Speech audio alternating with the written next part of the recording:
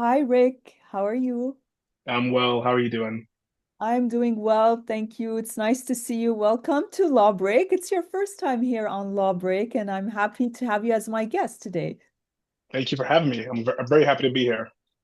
Well, it's very mutual, Rick, and we're actually going to be talking about a subject that I hope will be very helpful for a lot of us, especially new lawyers. And it's the subject of preliminary inquiries. And the reason why I'm saying that it will be especially important for newer lawyers is because we have less opportunities now to have prelims with these changes that happened a few years ago, where they're only available when a criminal offense is liable to 14 years in prison, at least. So, not every criminal offense is coupled with that. Luckily, we don't have that many that are with that harsh of a sentence. But that's why we don't have them as much as we used to. We don't have them for all the cases. But in the ones that we do have, prelims, I think it will be important for people to know a little bit more about this tool. Um, and it can be a very useful tool. And that's why I'm hoping that you can help us gain some more insight and understanding about a prelim. So, talking now about the case, Rick, where you have the option of having a prelim, what would you say? What would you recommend? Should people have a prelim or no, or does it depend? It depends. Okay. Obviously, a prelim is there to determine whether or not the Crown has sufficient evidence that a properly instructed jury could find you guilty. The judge at a prelim is taking the case at its highest for almost all cases. And so if there's difficulties in credibility or reliability, those are things that really get dealt with in front of the jury or judge in Superior Court, not really the concern for the preliminary hearing judge. So it depends what kind of case you have. If it's a case where you think committal, this process of sending it up to Superior Court, can be challenged, I think it's usually a good idea to have a preliminary hearing. Um, it's a good way to test the Crown's evidence and to discover more evidence. If you have a case where your case rises and falls on a charter issue, on a search, for example, it may be a good use of the preliminary hearing to discover that evidence, to further have more evidence. If it's a case where further discovery probably won't help your case, then go straight to Superior Court if that's the election that's being made. It's tough. And It's a tough balance to decide whether or not it's a good idea to go to a discovery or a preliminary hearing, which are similar in function. Um, we don't want accused people to needlessly go to a trial when the evidence doesn't rise to the level that if we believe it, you can find this person guilty.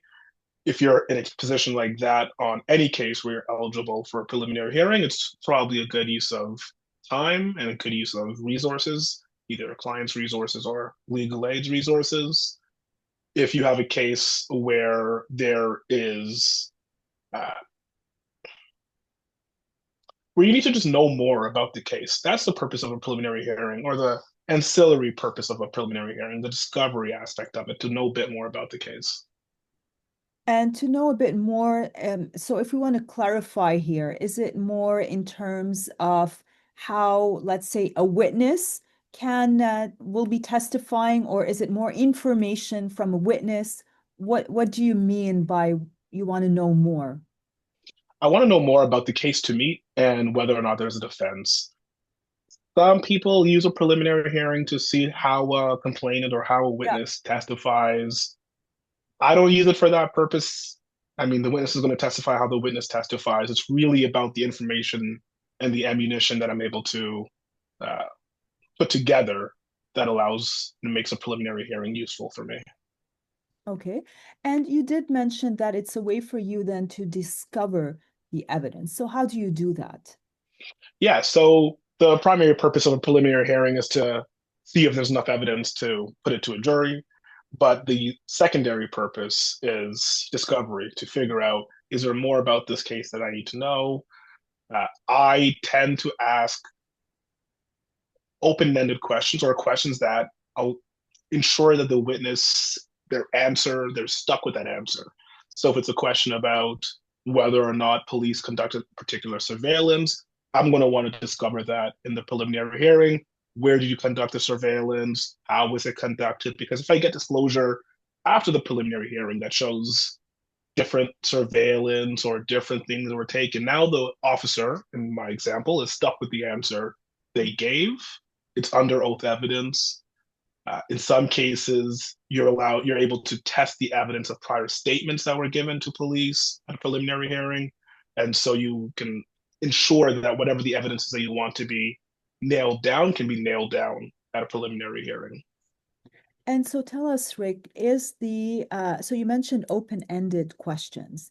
So that's a different style than when at the trial, usually when we're cross-examining the Crown witnesses, it's leading questions. So why is the style different? So, I mean, obviously it's related to the fact that we're discovering, so you want to get more information. That's why you're asking more open-ended questions. But like, can you cross-examine at all at a prelim?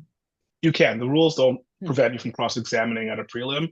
For me, you hit the nail on the head. It's the discovery function that makes open-ended questions more likely and more appropriate in a preliminary hearing, because the open-ended nature of the question means that the witness is stuck with the answer they give. Yeah. If you have a theory that you want to put to them at the preliminary hearing, cross-examination is the way to go. Right. But if you want further information from this witness about steps they took or didn't take, open-ended is for me, it's been the way that's proven to be the most fruitful in getting information from a witness about things that I didn't know that I need to know to craft my trial strategy. And is it possible sometimes, if from a defense perspective, you think that you do have a strong case and that at the prelim you should definitely, maybe you should really go hard and really start cross-examining a witness, hoping that maybe that will end the case right there? Is this something that can sometimes uh, be a good way to do that? This way you can show right away from the beginning, like, why are we wasting time and taking this to trial? We can end this right here. Yeah, absolutely. Both on the merits of the case of you Yeah, don't have enough evidence. The most common case is drug cases yeah, where drugs were found in a particular location, multiple people were found in that location, everyone gets charged, they all go to a preliminary hearing, and the question is there enough evidence or is there evidence of knowledge and control of the drugs for each of these accused persons? And each of them will say, no, not me. And so in those cases, for examples where you can go really hard in cross examination to say the Crown has zero evidence that my client had control or knowledge or both of the drugs. Um, it also can a hard cross examination can also motivate a Crown to rethink how they want to yeah. prosecute a case.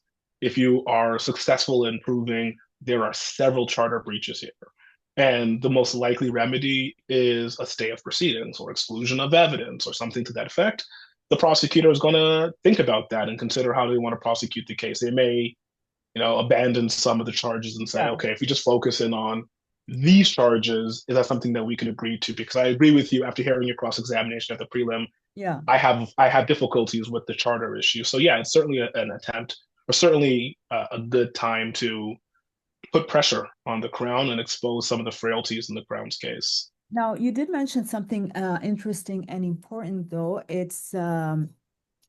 It also allows us to kind of weed out the charges and focus on what's really important. Because as you know, like in these drugs and guns cases, you sometimes have clients who's charged with like 30 charges. Like there's so Yeah. many there. And honestly, it just makes it more complicated when we go to trial, especially if it's going to end up being a jury trial.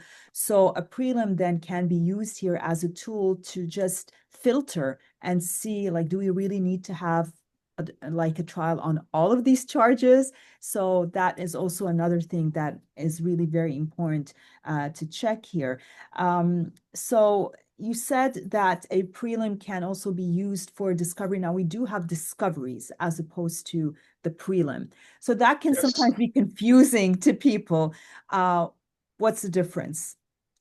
The main difference in a discovery is that the judge isn't there. Hmm. And what this looks like is in my experience, what it looks like is you're in court, everyone else is in court, you're conducting the examinations as per normal, it's being recorded, but committal is not an issue. And what that means is you're not contesting the fact that the Crown has enough evidence to send you to trial in Superior Court. What you're saying is, despite that, I have some questions and I want to make sure that we have all the information we need so when we're in Superior Court, we can be efficient. After 2005, if I'm not mistaken, the discovery function had kind of taken a bit of a backseat, but it's still alive and well. It's Yeah. still one of the main reasons that we conduct preliminary hearings or discoveries. Sometimes the question is, do I set a preliminary hearing, and do I set a discovery? Right. And the main question for me is one, do I need a judge there? Well, why would you need a judge? And why wouldn't you need a judge? You might need a judge if you need rulings on some of the evidence, if there's objections that come up that you want a judge to rule on. And two, the most important reason you want a judge there is to determine committal, Mhm. determine whether or not this case should go to Superior Court. Yeah. And if you've already conceded this case can go to Superior Court, then the judge's role Is as much the more overseer, limited. Yeah. yeah, I mean, just to go back here, for someone who's really very new and listening to this, anyways, the judge at the prelim is very limited, doesn't have the same powers as the trial judge. Is definitely not going to be the trial judge because this is usually a case that's going to Superior Court unless there's a re-election. And actually, that's something that we will cover as well, Rick. It's the re-election because that's something that also happens after a prelim that it will allow you to consider where that case will go. But one thing here is that the judge is an OCJ judge, and if this matter continues as the way it's supposed to go from the beginning, it will go to Superior Court. So the judge at a prelim is very limited, doesn't have the full functions of a trial judge. But then let's go to this point then where we have the prelim and things are unfolding. One option that we have is defense can decide to re-elect after a prelim. So let's get into a little bit into that. Um, how does this whole re-election thing happen? well, the decision is really based on how the evidence is, or whether or not. Let me take a step back. The real question on a re-election from Superior Court trial to having an OCJ trial is based on the main consideration is based on the evidence and based on who the judge is. And so, if your sense is this judge can hear the evidence in a way that is beneficial to my case, then you consider re-electing from having a Superior Court trial to having a OCJ trial before the judge who is a preliminary hearing judge. And this goes to your point about the role and the powers of a preliminary hearing judge. It's set out in the criminal code. They're creatures of statute. So they can't they don't have the inherent jurisdiction that Superior Court has or that other courts have to control their trial process. These judges have specific obligations and powers that are conferred to them through the criminal code. Right. And so, like, if during the course of the prelim, it turns out that we need some further applications, we can't do them in front of that judge. It will have to go in front of the ultimately who will be the trial judge. One thing, though, that now I'm also remembering another important thing is that a prelim is also a very good opportunity, and I don't know if you'll agree with that, but I think it's especially for sexual assault cases, it's a good opportunity to find out if there are some records that you want to get. Because we know that this is a very sensitive topic. It's very difficult sometimes. These are very complicated applications. And most of the times, and the reason why these applications are sometimes lost is because the defense will have a hard time proving why they're relevant. So having a prelim when you can have now a simple sex assault case, unfortunately, you can't have a prelim, which is sad because those are the types of cases where a prelim would be very helpful. Mhm. But if you have other charges like sexual interference, for example, then that gives you the opportunity to have a prelim. And let's talk then about the situation where the prelim allows us to find out if there are grounds for a records application. Yeah, and so the types of records we see most often in these cases, if it's police officers, it's McNeil records. I've used preliminary hearings to cross-examine officers about their McNeil history, their disciplinary history, and it has proved very fruitful, where I'll learn a lot of things that were not disclosed in the Yeah. disclosure about the misconducts, about lawsuits, about other kinds of conduct like that. For complainants, it may be records like text messages. We recently had a case where it's ongoing, where there was text messages that we discovered existed at the preliminary hearing, and we were able to obtain those subsequent to the preliminary hearing. Wow. And we're going to be able to rely on the preliminary hearing evidence at trial to say this is what was said here. Now we have the messages, and we could put them to That's really the good, witness. though. Yeah. Mm-hmm. So there's a very good use of a preliminary hearing to see, can I get any resources, any records. There's sometimes lawyers who would try to get therapeutic records from cross examinations at a preliminary hearing. The only thing I'll say about that is tread carefully. This is not an area where the Superior Court is uh, really excited to get into the medical records or the therapeutic records of witnesses and complainants unless necessary. Yeah. And so, obviously it comes with separate records applications to get that evidence admitted, depends on the kind of case it is. And so the only thing I'll say about getting therapeutic or medical records or cross-examining at a preliminary hearing in order to get those records is tread carefully, consider whether or not it's actually necessary or if it's too invasive, because otherwise you lose points. Yes. And I think if you have the option of having a prelim, then that will help you also assess that Mm-hmm. before bringing the application and, wasting everybody's time on something that's not going to lead to anything. So those are really important tools or ways to use the prelim. But unfortunately, what we're seeing here that, okay, so we have the double problem here, Rick, as you know, is that first of all, we don't have the prelims available as much as we used to in the past. And then the other problem is that in the few cases where we do have prelims, we see this trend where crowns are directing the indictment, and then we are just deprived of the prelim, and we can no longer have the prelim, although, it really serves so many purposes, including focusing the Crown's case. So when that happens, and it's been happening a lot, and a lot of lawyers are very frustrated with the situation. What can we do? What's an alternative when you were really hoping you're like, yes, this is a charge where I can have a prelim, and I really want to have a prelim because I think it's going to help me discover or, find out more information. And then the Crown deprives you of that prelim. What can you do here to control the damage? First, I think you should assess why the Crown preferred a direct indictment. Mhm. And it's going to be a bit tougher for younger lawyers to make that assessment because just lack of experience. But considerations you'd want to look at is one, when was the direct indictment provided to me? When did you receive notice that the direct indictment was filed?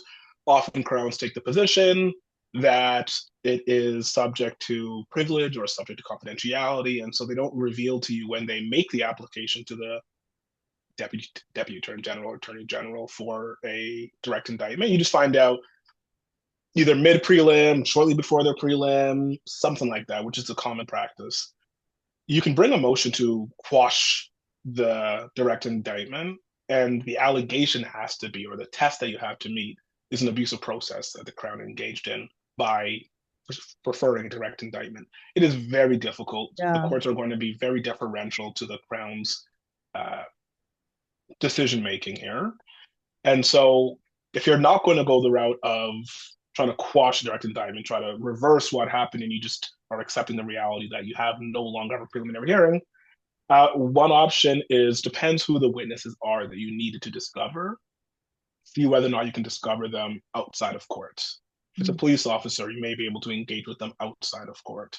If it's a civilian witness, you may be able to have a uh, third party and you can interview the witness. Depends on the kind of case that you have. Obviously, in certain cases, that will not be appropriate. You will not want to go down those paths, but in other cases, it's appropriate. Okay, so that's a good suggestion here is you try to do this work, and sometimes maybe that's better because the Crown is not involved, so they won't get Yeah, to hear anything. So that's always a good option as well, because then you can use it for yourself and you can decide whether you want to use it at all. And if you don't, you have no obligation because nobody is like the Crown doesn't. You don't have to disclose that information to the Crown. Um, so, um, with the direct indictment situation, do you think that there is any hope that it's going to change, though? I think it's possible in the future. I think the tide has shifted at this stage where direct indictments are going to continue to be used Yeah.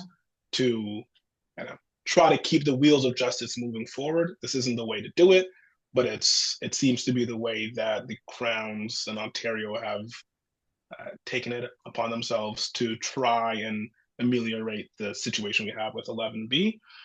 But it's certainly not the way that is in the best interest of the administration of justice. It's certainly not the best way that's in the administration that's for the defense, and it's certainly not the best way for the complainants because uh, one preliminary hearing can be set and then it gets canceled because of the direct indictment, and now we're a year and a half into the future, and for complainants and the public and accused persons alike, that's not good. That's not good for justice. So this increase in direct indictments is not appropriate, but this is where we are now, and we have to deal with the reality of it.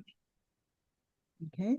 And because one of the things that you also mentioned, Rick, is you want to make sure that you know why the Crown uh, decided to direct the indictment. So, from my personal experience, it seems to me that it's always motivated by 11B concerns. That seems to be the main concern of Crowns, that they just want the matter to move forward. But is there any other reason why they would want to direct the indictment other than this concern about delay? And actually, and the other point is, if the concern is delay, is there something that you can do to persuade the Crown then that if it's just a concern about delay, well, what can we do to address that concern so we can still have that prelim? There's likely not much you can do to address it because by the time you find out about direct indictment, it's already been filed. The attorney general's already signed off on it. The wheels have already moved. So the concerns about delay, at least in the Crown's assessment, I take it, they've already assessed that there's no way to ameliorate this delay other than a direct indictment. And I don't remember what your first question was. Well, if there were other reasons why Yeah, the Crown would want to direct the indictment other than delay. you know, the Crown primarily says one of two things. One is, I'm not going to tell you. I don't have to tell you. I'm not going to Yeah. tell you. And so you're then left to speculate based on the evidence, based on the disclosure requests that have been made, other considerations that may hint to you that the real reason is abusive. And so that's difficult for any lawyer to try to figure out is why the Crown did it if the only thing they're telling you is, I'm not telling you. I don't have to tell you. Mhm. Um, but then you have to do an assessment of the case yourself and say, is this a case that was an 11B jeopardy? Is this a case where, for example, the Crown may have a legitimate concern that having the witness testify twice, having a civilian witness testify twice could be bad for that person. And so they may say, we don't want this complainant in a serious sex assault to be cross-examined twice. We want to put them up once in front of the jury and that's it. And so they may prefer a direct indictment in those situations as well. And what happens in the situation? Because I've had these situations where you have a prelim, you go, and the witnesses don't show up. So that can also be frustrating. So let's talk a bit more about that when, like your prelim is there, it's scheduled, and then it's just derailed. So what can we do here? Because as you know, especially we're not talking here about police officer witnesses because they usually will show up unless there's really an emergency, but it's civilians. And that's really frustrating when you want that witness. It's an important witness, and they have really important information, and then they don't show up. Um, what what happens here? And you want to do this before the trial. You don't want to wait for the trial to hear from the witness. Yeah. I haven't actually dealt with that situation. My instinct is to say that, like any witness who is properly subpoenaed, you can have a material witness warrant issued for their arrest to come and testify at the preliminary hearing. But I haven't seen it done. The other thing is the Crown is then in this position where they have Yeah. to figure out, can I still meet my case without this Right. witness? Can I rely on this witness anymore? Yeah, Because if they're not showing up now, are they still going to show up at trial?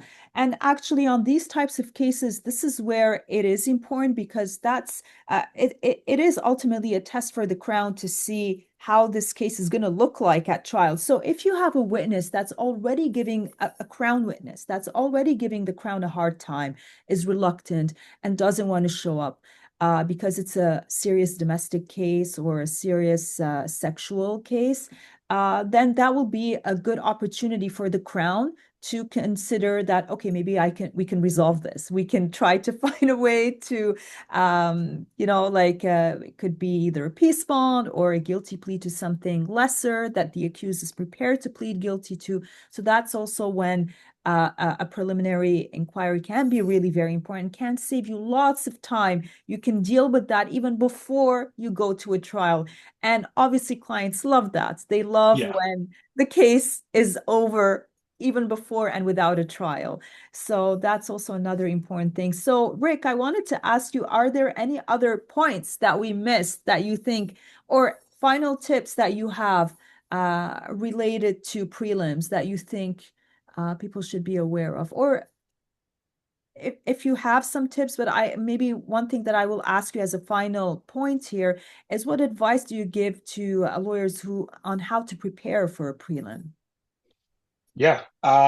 In terms of last tips, I will say use the exit JPT if Mhm. the judge is willing to engage in an exit JPT. An exit JPT, as you know, is a pretrial you have with the preliminary hearing judge at the conclusion of the case after committal is entered, after Yeah, your client was sent to trial in superior court.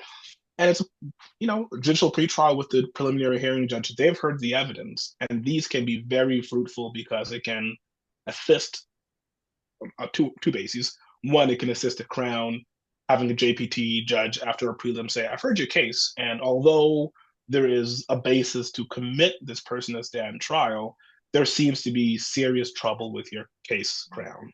And that can be very helpful. I've had it in cases where, although my client was committed to stand trial, before the first date in superior court, the Crown writes to me that they're withdrawing the charge. yeah, So a preliminary hearing is useful for that, and an exit JPT is useful for that. The other thing it can be helpful for is, although your client's not there, you'll be able to say, the judge told me at this exit JPT that they would have no difficulty convicting you. yeah, And so that also assists them in deciding, how do I want to deal with this yeah, case? If they thought, there's no way a judge is going to find me guilty, and then they hear that after hearing some of the evidence, then it may change their tune. So that's my advice about an exit JPT, using it as much as you can. Even if you have a judge who you think may not be entirely helpful to you, at least getting some insight is better than none. Um, and your last question, if you can remind me, on how to prepare how to for prepare. a preliminary inquiry. I prepare for a preliminary inquiry similar to how I prepare for a trial. I have my witness briefs, which are just folders with Yeah, all the information I need. for that witness. So if it's an officer, and it's an officer involved in the search, and that's my issue, for example, I will have a copy of the search warrant. I'll have a copy of the IT. I will have a copy of their notes. I'll have a copy of their supplementary reports. I have all of their information. And what I'll do is I'll say, what information do I need to challenge committal if that's the issue? Or what information do I need to establish that there are more charter breaches and that at the exit JPT, I can tell the judge, you see what I'm saying? Some difficulty here. And hopefully that process assists the Crown in coming to a conclusion about how they want to deal with the case. So I treat preliminary hearing prep and trial prep very similar. It's not as intense for Mhm. trial prep, but your review of the disclosure needs to be complete by the time a preliminary hearing comes around. There are some strategies about how to request disclosure, when to request disclosure, what type of disclosure to request before a preliminary hearing. This is what I've learned from the best litigator in Toronto, Hussein Ali, who was taught about how to consider delaying your request for particular forms of disclosure until after the preliminary hearing. Going back to the reason of, you know, you're putting the witness through their story and they're stuck with it. And so when you get the Getting a example of saying, basis for your request, yeah, basically. And I think that that's really one of the most important things that a prelim can help a lawyer with, is that it gives you a basis for something that maybe if you just rely on the disclosure that you have so far, if you make a request, whether it's records or information about something else, you won't get that request. The Crown will just say, we're not going to give you that. But after a preliminary inquiry where you show that there is a basis for your request, then you have a stronger disclosure request in that case. So, yeah, right. Anything else that you wanted to add, Rick, on prelims? um, don't be afraid to conduct a preliminary hearing. They That's are really good useful advice. Yeah. tools. Yes. Yeah, it's some people shy away from them and say, I'll just go straight to trial. And that may be the appropriate Yeah. call in certain cases, and it is the appropriate call in certain cases. But the availability of a preliminary hearing and the purpose of it is to test that evidence. And so you really want to test that evidence at a preliminary hearing, especially if you think it's fragile. Um, and consider what the real issues are in the case. It's a good opportunity as well to really structure what's this case about? Is this case really about ID? Is this case really about a charter motion? And if it rises and falls on the success of a charter Yeah. motion, what's this case really about? And that's something you're able to decide and figure out before a preliminary hearing. And during the preliminary hearing, you'll be able to see, okay, this is really where the Crown is focusing on. They're focusing on this drug transaction, and this is what they're saying really pins my client. And so then it allows you to refocus your mind before a trial and prepare in a way that's helpful. And that's a really good point, because sometimes in some cases it's not very clear what the defense is, and that will be a good opportunity for you to really crystallize that and know that, okay, no, I think this is the direction that this case should take. I mean, most cases you know what the defense is going to be, but there are occasionally a few cases where it's a little bit difficult to see what is it that you can raise as a defense. And so the prelim, obviously, if you have the option of having a prelim, is a good way to do that. You know what? Like having this discussion with you now, Rick, I'm just even angrier now that we don't have prelims, because it is a really important tool. And it's really Yeah. sad that we're limited now in these cases where we can have prelims. So, I mean, I don't know. I just hope that things will change and that we will start to have them, that I don't know, with some miracle we'll be able to have them in more cases. I find especially in sexual assault cases, this is really the saddest part. It's what that in these cases we can't have them, like the simple sex assault Mm-hmm. cases, because that's when they would really help us, especially for the records, to test the credibility of the complainant, because that's what most of these cases turn on. So it's really sad that we don't have them that much anymore. Yeah. It was not a good uh I don't know if I should be the one questioning the wisdom of Parliament, but I was not impressed with it. I know a lot of defense bar was not impressed with it, and I know it hasn't changed the culture of complacency that That their is true. elimination was designed to prevent, and all it's done is create more difficulties, greater difficulties in getting these cases completed. It's bad for everybody. It's bad politicking. And that's a really good point. I know I keep saying that that it's my final point, but you just keep making really interesting points here.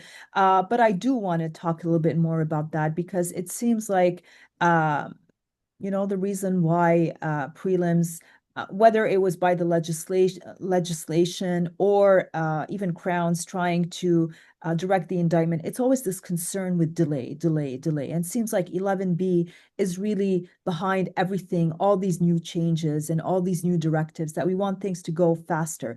But as you say, after prelims were limited, it's not like we're more efficient in court. If ever, I find there's a lot more backlog now than ever before. Yeah. Yep. And I mean, it's not solving the problem, and it's just making things I find even more frustrating for everyone who's practicing on the defense side. Yeah. So, anyways, I think that if we want to end here on a positive note, we do have situations where we can, in cases where we can still have a prelim. I think then safe to say, try to take advantage of them as much as possible. That's the most important thing. If you do have that option, take it. You're not at the trial, so it's made to test the evidence and whether there's a strong case or not. So take advantage of that and keep fighting. Let's fight to see if we can get them back in more cases, at least sex assault cases. I can't believe we don't have them in sex assault cases. So Yeah. let's see. Hopefully, we can have them. Some changes will happen soon. I hope so. And just on one final tip in terms of Yes. what young lawyers should do to prepare for a preliminary hearing, read the criminal code sections that govern the powers of preliminary hearing judges because you want to know what they can and can't do. You want to know, can they order disclosure? Can they order exclusion of evidence? Can they Harder. Yeah. order like what if I'm stuck now at a preliminary hearing and I want the judge to do something for me? Can the judge do it? Yes or no? And the only way you can know that is reading the criminal code sections and seeing is this within their power, seeing what the cases say about whether or not this language gives them the power to do what I'm asking them to do. And I think that is it's something young lawyers should do and something more senior lawyers start to understand uh, just in terms of what preliminary hearings are allowed to do, preliminary hearing judges are allowed to do. But I think it's really important for young lawyers to read up on it and figure out what's the scope of their powers, because otherwise you're going to be at a preliminary hearing with a more senior crown or a more senior lawyer on the other side. And they may say a judge is able to do something. The judge may agree that they're able to do something, but you want to be the one armed with the information about their powers. That's So true. that's my advice. That's really good advice because, as we were saying earlier, the prelim judges' powers are limited, and they're just the ones that are there in the code. They don't have inherent power like superior court judge. So if you want to know what they can or cannot do, you have to check what the law allows them to do, and Yeah. the law here is the criminal code. So. All right. Well, this was really very nice. It was very nice to talk about prelims and to chat with you about that, Rick. Thank you for sharing. You actually gave really good advice. So I really hope that any new lawyer or even more senior lawyer who's hearing that, I've learned quite a few things just by this discussion. So I hope that many of us will also learn from this. So thank you for taking the time. This was really very interesting. And I hope to see you back again on Lawbreak.